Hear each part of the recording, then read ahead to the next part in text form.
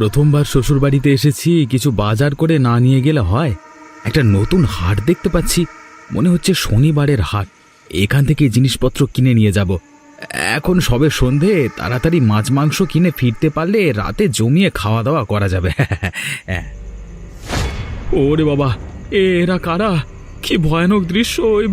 ভূত কেন বাবা গো? এখানে তো মানুষের কাটা দেহ বিক্রি হচ্ছে। জ্যান্ত মানুষ এসেছে দেখছি আমাদের শনিবারের হাটে। তোকেও এরকম কেটে বিক্রি করব। আমাকে ছেড়ে দাও, ছেড়ে দাও, আমাকে বাঁচাও, বাঁচাও, মেরে ফেললো, বাঁচাও। কি হয়েছে রমেশ? কোথায় গিয়েছিলে তুমি? তোমার এরকম অবস্থা কেন? বাবা, বাবা, আমি যা দেখেছি তা আপনাকে বলবার নয় বাবা। কি দেখেছো তুমি? তোমাকে দেখে মনে হচ্ছে তুমি ভয় পেয়েছো। আমি গিয়েছিলাম রাতে যাতে ভালো রান্না হয়, সেজন্য কিছু মাছ আর মাংস কিনে আনতে। কোথায় গিয়েছিলে তুমি? আমাদের গ্রামের একদম শেষে, যেখান থেকে দ্বিতীয় গ্রামের শুরু হচ্ছে, সেখানে শনিবার সন্ধ্যার হাটে। কি দেখেছো তুমি? সেটা একটা ভুতুড়ে হাট। ওখানে অনেক ভয়ানক ভয়ানক চেহারার সব ভূত পিশাচ মানুষের কাটা দেও বিক্রি করছে। উড় বাবা, কি ভয়ানক! তুমি এই গ্রামে নতুন এসেছো, কিছু জানো না, কেন গিয়েছিলে তুমি? আরে বাবা, আমি কি জেনে শুনে গেছি নাকি? কমলা ঠিকই বলেছে, তুমি যে প্রাণ নিয়ে ফিরে এসেছো এটাই অনেক।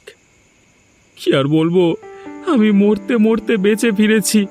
আর একটু হলে ওরা সবাই তেড়ে এসে আমাকে খুন করে ফেলতো। আর যদি আমাকে মেরে ফেলতো তাহলে হয়তো আমাকেও কেটে ওভাবে বিক্রি করতো। উফ, কত রক্ত! মানুষের হাত পা কাটা, মুন্ডু পড়ে আছে চারিদিকে, কি ভয়ানক! দেখো বাবা, তোমাকে আমি সব খুলে বলছি।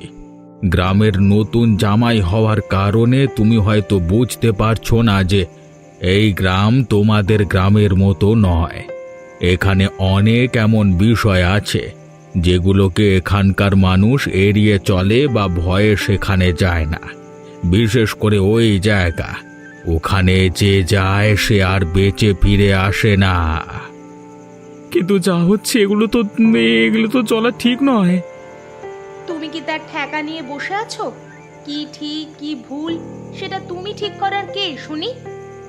তুমি বুঝতে পারছো না, আজকের যুগে এসব ঘটনা চলতে দেওয়া একদম উচিত নয়। কিন্তু তুমি একটু বোঝবার চেষ্টা করো, যে বা যারা এসবের পেছনে জড়িত আছে তারা খুব ভয়ানক লোক। তারা নিশ্চয়ই পিশাচ সিদ্ধ। তারা যা খুশি করতে পারে। এই গ্রামের প্রচুর মানুষ এর আগে মারা গেছে। ওগো, ওগো, তুমি একটু আমার কথা শোনো।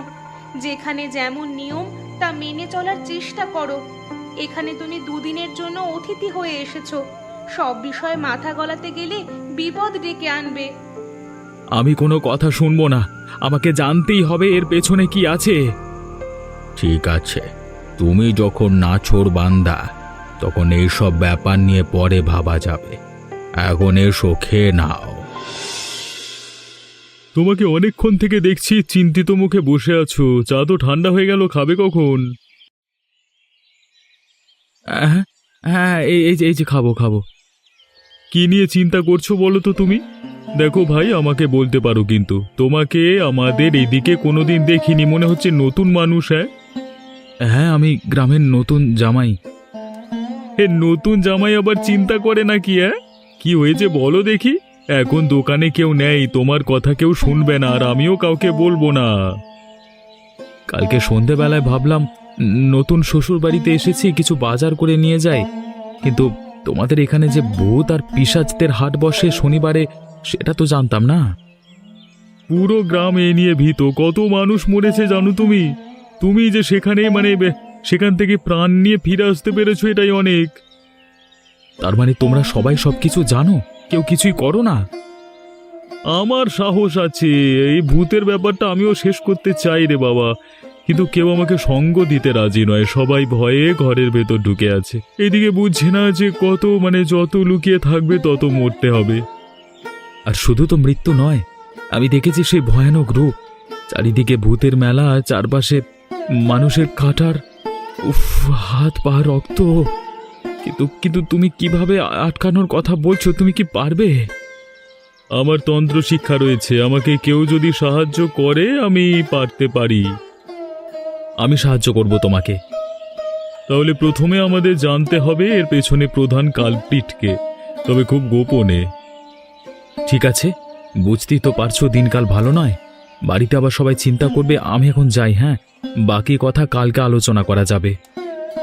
আমিও তন্ত্রমন্ত্রগুলো ভালো করে একটু ঝালিয়ে নিই। হ্যাঁ রে কমলামা, রমেশকে তো দেখছি না, সে কোথায়? বাবা, চিন্তায় চিন্তায় আমার মাথা খারাপ হয়ে যাচ্ছে। যবে থেকে এই গ্রামেতে এসেছে কি যে করছে কিছুই বুঝতে পারছি না। কেন, কোথাও বেরিয়েছে নাকি? বেরিয়েছে তো বটেই, তবে কোথায় যে গেছে বলে যায়নি। সে কি কথা, দিনকাল ভালো নয়, এর মধ্যে কোথায় গেল বলে যাবে না, তার মধ্যে আবার কালকেই ওসব ভয়ানক ব্যাপার হয়েছে। কাল অনেক রাত পর্যন্ত ঘুমাতে পারেনি, ঘুমের মধ্যেও কি সব বকবক করছিল। এ তো লক্ষণ ভালো দেখছি না, আর কিছু হয়েছে? খুব ভয় পেয়ে গেছিল মনে হয়, মাঝে মাঝে চিৎকার করছিল ঘুমের মধ্যে, আর বলছিল কারা নাকি গলা টিপতে আসছে। ঠিক এইভাবে গ্রামে অনেক লোক মারা গেছে রে, তুই একটু সামলে রাখিস। আজ আসুক, আমি ভালো করে কথা শোনাবো ওকে। দেখ, যে যা পারে করুক, গ্রামে যাই হোক, কিন্তু তোদের জীবনে যেন তার ছায়া না পড়ে এটাই চাইবো। আমাদের জীবন তো শেষ হয়ে গেল, কিন্তু তোরা দুদিন পর নিজেদের বাড়ি ফিরে পাবি, তাই তোদের এই সবের মধ্যে জড়ানোটা উচিত নয়।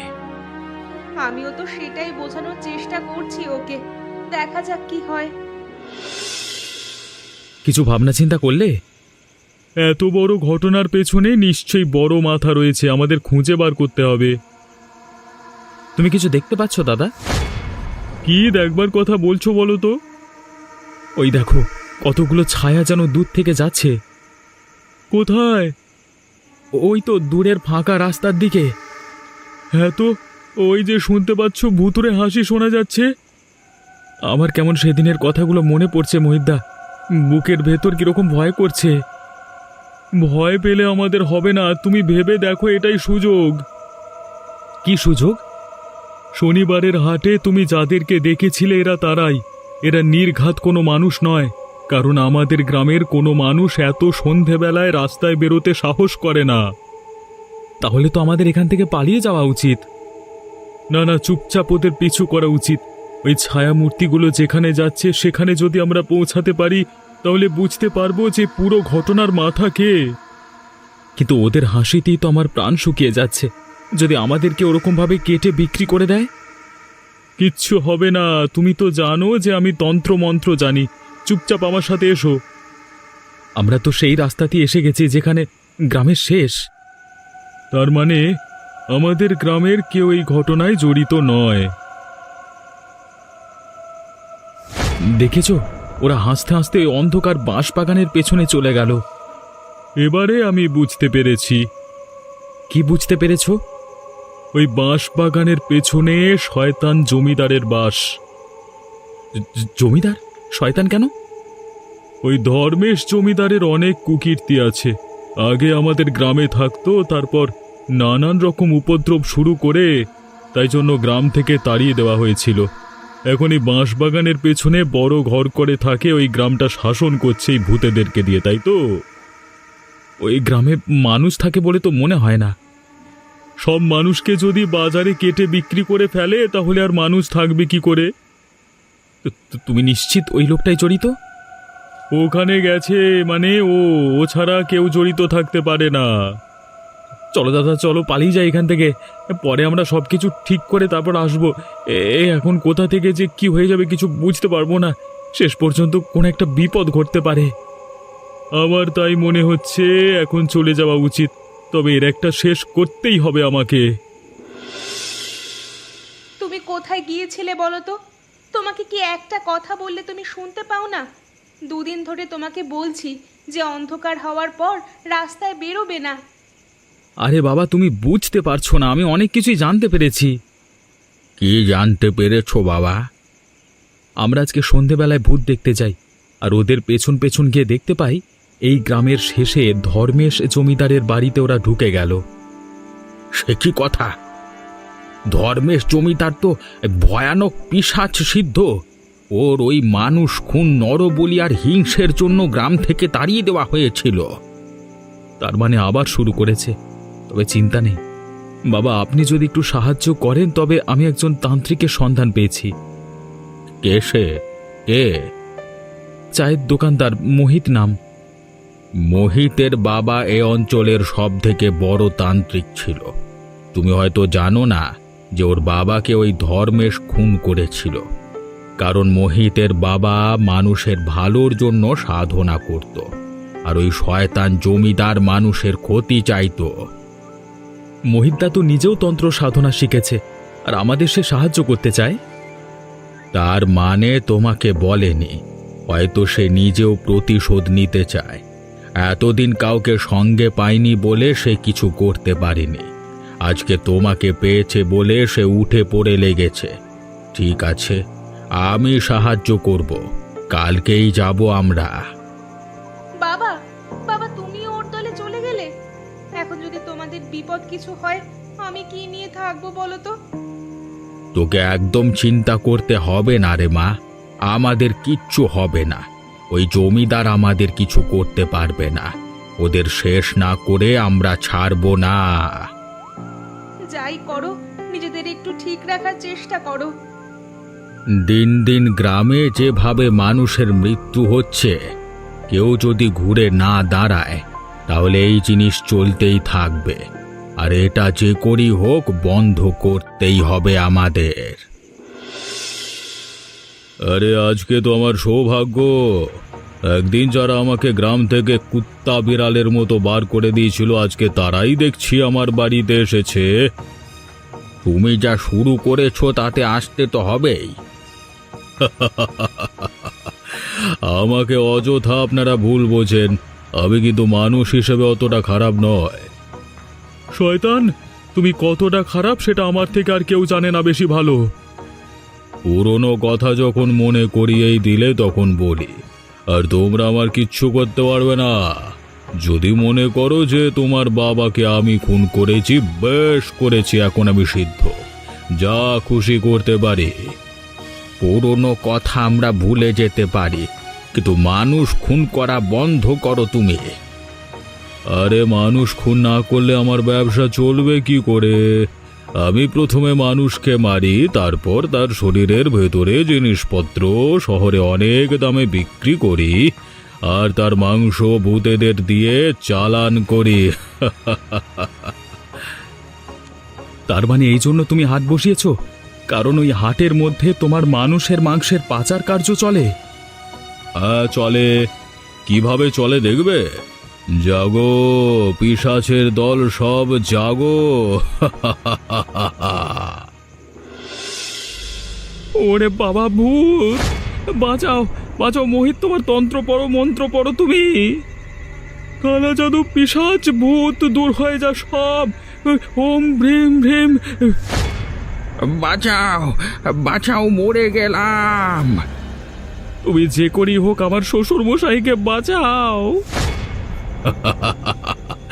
কেউ বাঁচবে না, কেউ না। পিশাচ ভূত, তোদের সর্বনাশ হোক। একি আমাদের সব ভূতের দল কোথায় যাচ্ছে? এই কোথায় যাচ্ছিস তোরা? একি কাকাবাবু, আপনার কি হয়েছে? কি হয়েছে কাকাবাবু? তোমরা যে করি হোক এর প্রতিশোধ নিও। আমাকে ওরা শেষ করে দিল। শয়তান, তুই ভালো মানুষটাকে এভাবে মেরে ফেললি, তোর কোনোদিন ভালো হবে না। রমেশ, রমেশ, আমাদের অন্য পদ্ধতি নিতে হবে। এখন তাড়াতাড়ি চলো, এখান থেকে চলে যাই, চলো। কিন্তু আমি বাড়ি গিয়ে কি জবাব দেব? সেটা ভাবলে হবে না। আমার মন্ত্র বেশিক্ষণ কাজ করবে না। সাময়িকভাবে ওরা পালিয়েছে, কিন্তু আবার যদি ফিরে আসে তাহলে আমাদেরও মরতে হবে এভাবেই। চলো চলো চলো চলো, পালিয়ে যাই, চলো পালিয়ে যাই। কি ভেবেছিস কি তোরা এইভাবে তোরা বেঁচে যাবে? তোদের ওই মন্ত্র কোনো কাজ করবে না, তোদের সব কটাকে আমি এভাবেই মারবো।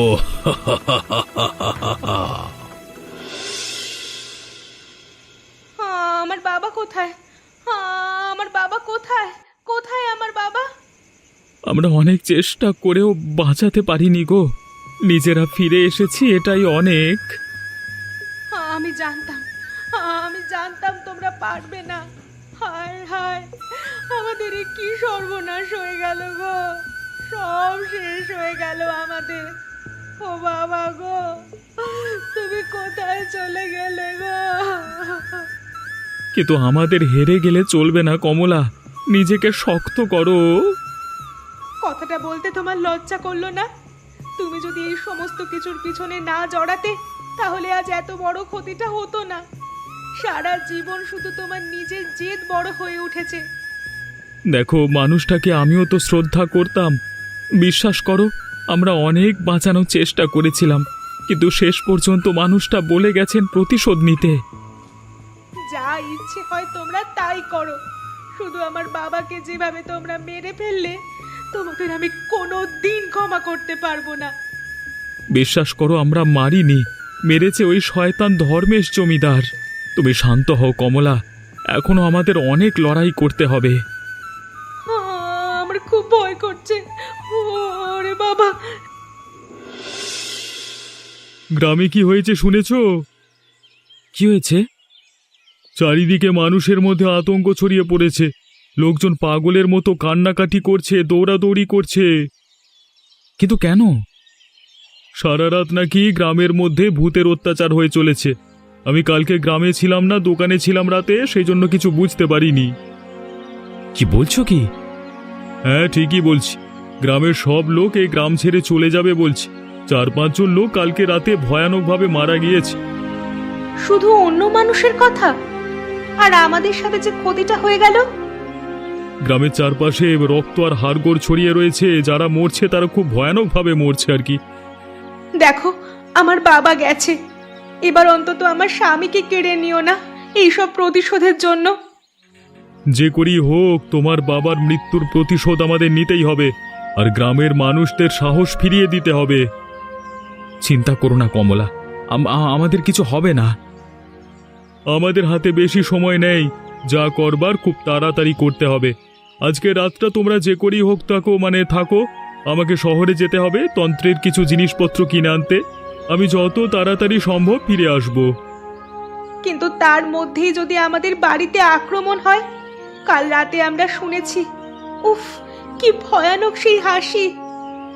আমি এই বাড়ির চারিদিকে মন্ত্র পড়ে দিয়ে যাচ্ছি, যত যাই হোক এ বাড়ির ভেতর কেউ ঢুকতে পারবে না। আমি আসছি।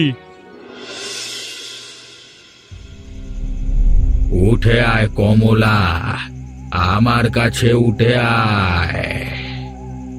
ও কি, ওটা কে দাঁড়িয়ে আছে?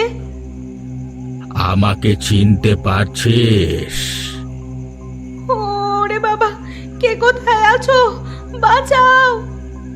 ও বাবা, ও বাবা, তুমি ভূত হয়ে এসেছো কেন? বাঁচাও, বাঁচাও! ভূত, ভূত! আমার খুব ভয় করছে। চলে যাও, চলে যাও, তুমি চলে যাও। আমি আর পারছি না সহ্য করতে। বাঁচাও! কমলা, রমেশ, তোমরা খুব সাবধানে থাকবে, কারণ আমি এখানে যা উপাচার করতে চলেছি তাতে ভয়ানক কিছু ঘটতে পারে। ভয়ানক কিছু তো কাল রাতে আমার সাথে ঘটেছিল। তুমি তো এখনো ঠিক করে বলতেই পারলে না, কালকে রাতে তুমি কি দেখেছিলে? আমার ঠিক মনে পড়ছে না। ঘুমের মধ্যে বারবার মনে হচ্ছিল একটা চেনা কণ্ঠ আমাকে ডাকছে। যখন উঠে গেলাম, দেখলাম উঠানে বাবার মতো কে একটা দাঁড়িয়ে আছে, একটা ছায়া মূর্তি। তারপর? তারপর তারপর আর আমার কিচ্ছু মনে নেই। আমি অজ্ঞান হয়ে যাই। ভূত প্রেত যে আছো, যার ছায়া আছে বাড়িতে, আমার সামনে এসে দাঁড়াও। আমি কথা বলতে চাই, কথা বলতে চাই আমি। প্রতিশোধ নিতে চাই আমি, ভয়ানক প্রতিশোধ। কি বাবা, তুমি? আমি কাল রাতেও তোকে এটাই বলতে চেয়েছিলাম, যা আজকে বলতে চাই। তোমরা যদি প্রতিশোধ নিতে চাও তাহলে বাজারের কাছে সাধনা করো। আমিও এটাই চাইছিলাম। কালকে অমাবস্যার রাত, কালকে ওই বাঁশ বাগানের ধারে আমরা সাধনায় বসবো, আর ওখানেই শেষ করতে হবে খেলা। বাবা, বাবা শেষ পর্যন্ত ভূত হবে, এটা আমি বিশ্বাস করতে পারি না। বিশ্বাস করতে না পারলেও এটা সত্যি। ভয়ানক খেলা এবারই শুরু হবে। সবাই খুব সাবধানে থাকবে, আর তোমরা কাল পর্যন্ত এই বাড়ি থেকে বেরোবে না। বাড়ি থেকে বের হলেই বিপদ হতে পারে। মোহিত, আজকে তোকে দেখে বুঝতে পারছি রে, সাপকে কখনো জ্যান্ত রাখতে নেই। তুমি কি ভাবছো আমি তোমার কৃপায় বেঁচে আছি? তুই আমার দয়াতেই বেঁচে আছিস, না হলে তোর বাপের সাথে সেদিন আমি তোকেও শেষ করে ফেলতে পারতাম, গাধা। তুমি শেষ করতে পারোনি কারণ আমার অমাবস্যার দিনে জন্ম, আর যারা অমাবস্যায় জন্মায় তাদেরকে মারা এত সহজ নয়। আমি কিন্তু তোকে আর মারতে চাই না, তুই আমাকে ভুল ভাবছিস। তার মানে? দেখ, এই গ্রামের মূর্খ অজ্ঞানীরা জানে যে আমার হাতে কত ক্ষমতা রয়েছে। সমস্ত ভূত পিশাচ আমার নিয়ন্ত্রণে। সেই ক্ষমতার বেশি দিন থাকবে না। ওটাই তো ভুল করছিস তুই। তোর জন্য আমার কাছে একটা ভালো বুদ্ধি আছে। কি বুদ্ধি? চল, তুই আর আমি হাত মিলিয়ে নি, দুজনে মিলে এই গ্রামের উপর রাজত্ব করব। বোকা লোকগুলোর ভয়তে গ্রাম ছেড়ে পালানোর চেষ্টা করছে, কিন্তু ওরা জানে না যে পালানো কারোর পক্ষে সম্ভব নয়। ওদের সবাইকে মেরে ভূত বানিয়ে আমার কাজে লাগাবো। তুইও আমার সাথে হাত মেলা। শয়তান, তোমার এই কথা বলতে লজ্জা করে না? তুই তান্ত্রিক মিলে আমরা রাজত্ব করব, ভুলে যাস না। তুই সাধনা করবি আজকে, তবে সেটা করবি আমাদের স্বার্থে। বুঝে দেখ, এতে তোরই লাভ হবে। আমার ইচ্ছে করছে তোমাকে এখানেই মেরে ফেলতে। তুই আমার উপর একটু বিশ্বাস কর, আমার সাথে আয়, তোকে কিছু দেখানোর আছে, কিছু গোপন কথা আছে তোর সাথে। ফটফট স্বাহা, ভূত প্রেত পিশাচ সবার হবে নাশ, এবার হবে সর্বনাশ। এত মন্ত্র বলে তোরা আমার ভূতের দলকে মারতে চাস? এই দেখ, আমি এসেছি তোদের সামনে। কিছু যদি করবার ক্ষমতা থাকে তবে কর। শয়তান ধর্মেশ জমিদার, তোমার জন্য আমার বাবা মারা গেছে, তোমার মৃত্যু এখনই হবে। আমাকে মারতে পারে এখনো কোনো ক্ষমতা এমন কারোর পৃথিবীতে নাই রে। যেভাবে আমি সবাইকে মেরেছি সেভাবেই তোদেরকে মেরে বাজারে বেচে দেব। মোহিত তোমাকে শেষ করে দেবে ওর মন্ত্র বলে। তাই নাকি মোহিত? তুই আমাকে ফোন করবি?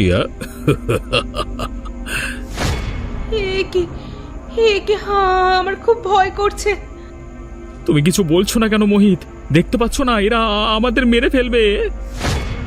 ও আর কিছু করবে না, ও এখন থেকে আমার দলে চলে এসেছে, আর ভুলিয়ে ভালিয়ে তোমাদেরকে এখানে নিয়ে এসেছে যাতে আমি তোমাদেরকে খুন করতে পারি। তুই আমাকে খুন করেছিস ঠিক আছে, তাই বলে তুই ছলনা করে আমার মেয়ে জামাইকে খুন করবি? তবে রে, ছেড়ে দাও, আমার গলা ছেড়ে দাও। কে কোথায় আছিস? বাজা, মেরে ফেললো। মরা মানুষকে আর মারা যায় না। তোর গলা থেকে যতক্ষণ না মন্ত্র বের হবে তোর ভূতের দল কিছুই করতে পারবে না।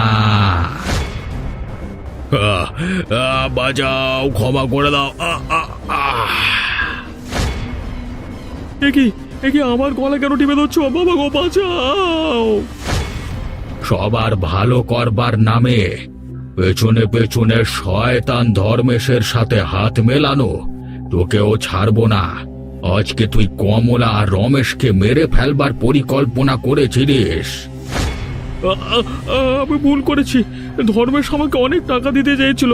আসলে চা দোকান চালিয়ে আমি বেশ কিছু রোজগার করতে পারি না বেশি, তাই লোভের বসে। উফ, আমি আর সহ্য করতে পারছি না। বিশ্বাস করতে পারছি না যে মোহিত শেষ পর্যন্ত এই দলে যুক্ত ছিল। উফ। যাই হোক, চলো, বিপদ কেটে গেছে। বাবা মারা গিয়েও আমাদের প্রাণ বাঁচিয়ে গেল। আর আপনারা এমনই ভয়ানক ভয়ানক গল্প দেখতে চাইলে আমাদের চ্যানেলটিকে সাবস্ক্রাইব করতে ভুলবেন না।